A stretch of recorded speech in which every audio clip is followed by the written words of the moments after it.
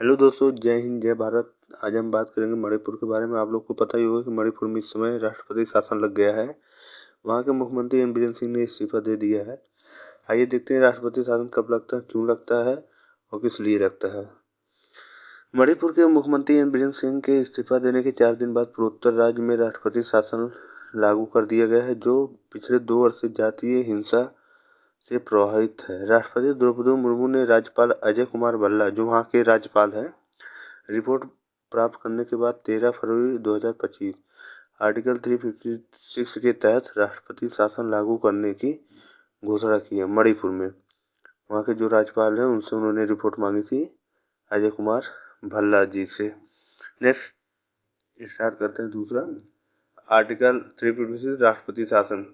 जब किसी राज्य की सरकार संविधान के प्रावधान के अनुसार कार्य न कर रही हो और उनका कारण युद्ध या बाहरी आक्रमण व सैन्य विद्रोह न हो, तब इसकी घोषणा की जाती है। इस दौरान राज्य कार्यपालिका बर्खास्त हो जाती है तथा राज्य विधायिका या तो निलंबित अथवा विकृत हो जाती है। राष्ट्रपति राज्यपाल के माध्यम से राज्य का प्रशासन चलाता है तथा संसद राज्य के लिए कानून बनाती है, अर्थात राज्य की कार्यकारी और विधायी शक्तियाँ केंद्र को प्राप्त हो जाती है। नेक्स्ट, जब किसी राज्य की सरकार संविधान के प्रावधान के अनुसार कार्य न करे तो इसका कार्य युद्ध, बाहरी आक्रमण व सैन्य विद्रोह न हो। नेक्स्ट देखते हैं राष्ट्रपति शासन। इसके अंतर्गत संसद राज्य के लिए नियम कानून बनाने का अधिकार राष्ट्रपति अथवा उसके द्वारा नियुक्त अन्य किसी प्राधिकारी को सौंप सकती है। यह कानून राष्ट्रपति के नियम से ही लागू होता है। इसके लिए अधिकतम 3 वर्ष की अवधि निश्चित की गई है। इसके पश्चात इसकी समाप्ति तथा राज्य में सामान्य संवैधानिक तंत्र की स्थापना आवश्यक है। इसके तहत केवल वह राज्य जहां पर आपातकाल लागू है तथा केंद्र के बीच संबंध परिवर्तित होते हैं। इसकी घोषणा करने अथवा इसे जारी रखने से संबंधित सभी प्रस्ताव संसद के सामान्य बहुमत द्वारा पारित होते हैं। राष्ट्रपति शासन के दौरान नागरिकों मूल अधिकार प्रभावित नहीं होते, इसे राष्ट्रपति द्वारा स्वयं वापस लिया जा सकता है। राष्ट्रपति शासन अर्थ समझते हैं। राष्ट्रपति शासन का तात्पर्य राज्य सरकार के निलंबन और संबंधित राज्य प्रत्यक्ष रूप से केंद्र का शासन लागू होने से है। इसे राज्य आपातकाल या संवैधानिक आपातकाल के रूप में भी जाना जाता है। राष्ट्रपति द्वारा संविधान के आर्टिकल 356 के माध्यम से केंद्रीय मंत्रिपरिषद की सलाह पर राष्ट्रपति शासन लगाया जाता है। नेक्स्ट देखते हैं, इसमें अनुच्छेद 356 राष्ट्रपति शासन लगाने का अधिकार देता है। यदि राष्ट्रपति इस बात से आश्वस्त है कि ऐसी स्थिति उत्पन्न हो गई है कि राज्य सरकार संविधान के प्रावधानों के अनुरूप नहीं चल सकती है, तब लगाया जा सकता है। राष्ट्रपति राज्य के राज्यपाल की रिपोर्ट के आधार पर या दूसरे ढंग से भी प्रतिक्रिया व्यक्त कर सकता है। नेक्स्ट, संसदीय अनुमोदन और समयावधि, इसके बारे में जानते हैं।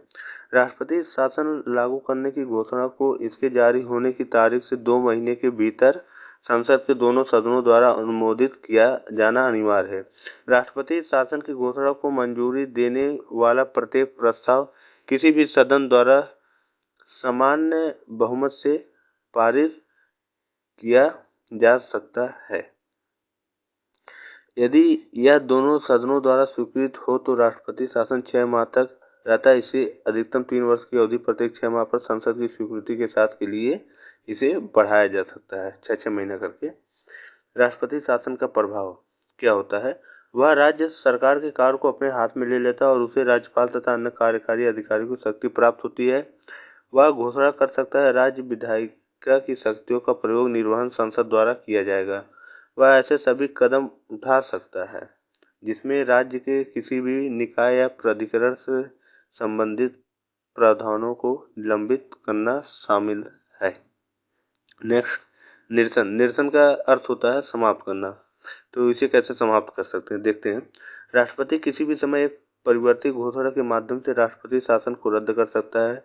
इस तरह की उद्घोषणा के लिए संसदीय स्वीकृति की आवश्यकता नहीं होती है। ऐसा तब होता है जब किसी राजनीतिक दल का नेता विधानसभा में बहुमत के लिए आवश्यक न्यूनतम संख्या या उससे अधिक में सदस्यों के समर्थन के साथ सरकार बनाने के लिए अपना दावा प्रस्तुत कर सकता है, तभी ऐसा हो सकता है।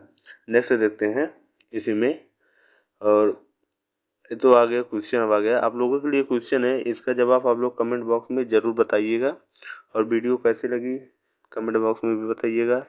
और वीडियो को ज़्यादा से ज़्यादा लाइक